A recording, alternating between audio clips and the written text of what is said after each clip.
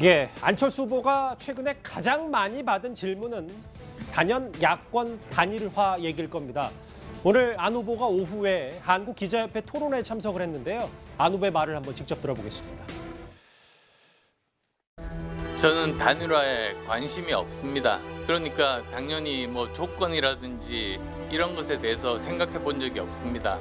저는 대통령 선거에 출마한 이유가 제가 대통령이 되고 정권 교체를 하겠다. 그렇게 나온 겁니다. 대선에서 3위를 했습니다만 지금까지 3당 후보가 대선에서 20%를 넘게 받은 후보는 두 사람밖에 없습니다. 지난 70년간 바로 김대중 전 대통령님 그리고 또 접니다. 그래서 저는 그것을 부끄럽다고 생각하기보다 오히려 저를 지지해 주신 분들께 정말 감사한 마음을 가지고 있습니다. 아마 단일화에 대해서 여러 구체적인 말을 한 게 아마 오늘이 처음일 것 같아요. 관심 없고 당연히 조건 등을 생각한 적이 없다. 이 부분입니다.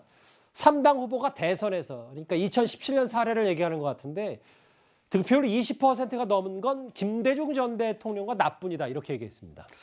그러니까 단일화 분야에서는 뭐 아마 안철수 후보가 최고의 전문가죠. 경험이 많기 때문에 많이 해봤고 협상도 많이 해봤고 그러니까 어떻게 해야지만이 단일화에서 승기를 잡느냐. 그러니까 실패가 거듭되면 나중에 어떤 면에서 보면 본인의 노하우가 또 생길 겁니다.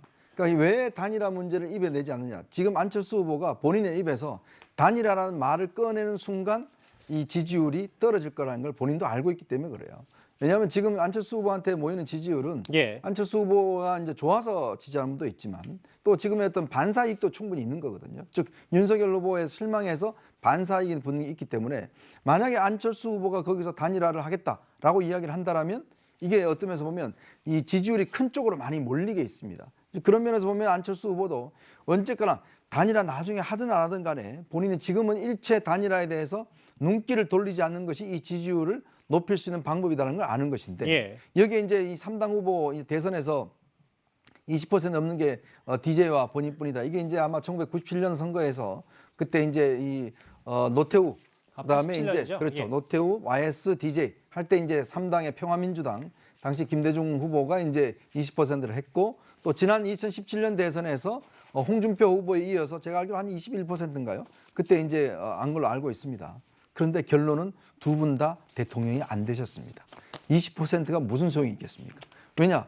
대선이라는 건 올와 나싱이에요.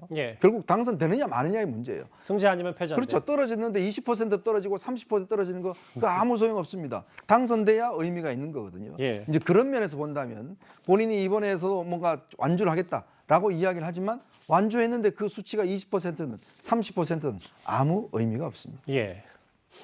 너무 의미가 하나도 없다고 평가절하하시는 건 또 아니죠. 일단 뭐 승부가 갈리니까요. 우리나라 대선은 그렇습니다. 안철수 대표 오늘 한국기자협회 토론회에서는 저런 말을 했고요.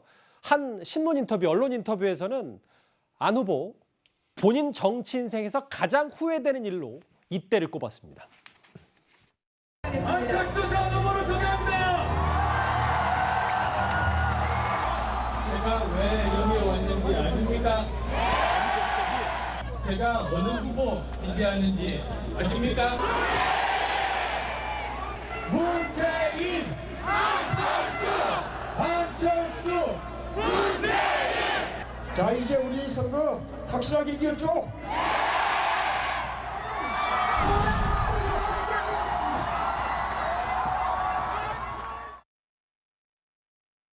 저게 벌써 10년 전 얘기입니다.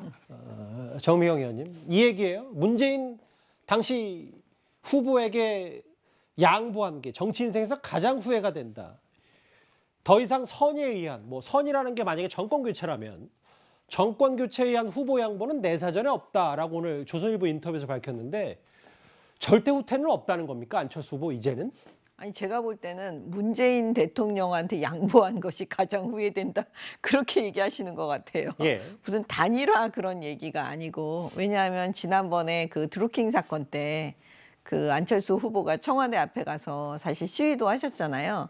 그러니까 문재인 대통령의 개인적인 감정에 의해서 나오신 말씀이 아닌가 저는 그렇게 보고요. 사실 지금 국면에서는 정권 교체를 바라시는 우리 국민들 마음속에는요. 그 국민의힘과 사실은 안철수 후보와 힘을 합치기를 바라실 거예요. 그러니까 정권 교체를 원하는 국민들에 한해서 네, 네, 그렇죠? 예, 네, 말씀하십시오. 정권 교체를 원하는 우리 국민들 입장에서요. 예. 그렇기 때문에 그 안철수 지금 우리 후보님은 어떻게 보면 그런 여망을 정권 교체의 여망을 그대로 담고서 아마 이 길을 가시지 않을까. 그리고 국민의힘도 마찬가지고요. 예. 그래서 어느 지점 저도 모르겠습니다. 그게 어느 지점이 될지는. 그렇지만 그 두 분이 힘을 합쳐서 아무튼 정권 교체를 이뤄내시지 않을까. 저는 그건 확신을 하고 있고요. 그 가장 중요한 포인트가 뭐냐면 지난번에 우리 안철수 후보께서 어느 인터뷰인지는 모르겠지만 이런 말씀을 하셨습니다. 그 본인이 대통령 되는 게 먼저냐 아니면 그 정권 교체가 먼저냐 이런 취지로 하여튼 이렇게 물어봤는데 거기에 대답을 정권 교체라고 말씀하신 걸 보니까 예. 그 국민들의 그 여망 정권 교체를 향한 그 열망을 우리 안철수 후보님이 다 알고 계시는 게 아닌가. 그래서 뭐 저는 걱정하지는 않습니다. 예. 뭐 일단 이런 얘기를 했어요. 후퇴는 않겠다. 그럼에도 시간이 갈수록 단일화 압박이 꽤 거세질 수밖에 없을 겁니다. 안철수 후보의 행보 혹은 메시지 역시 이를 염두에 둔 것 같습니다.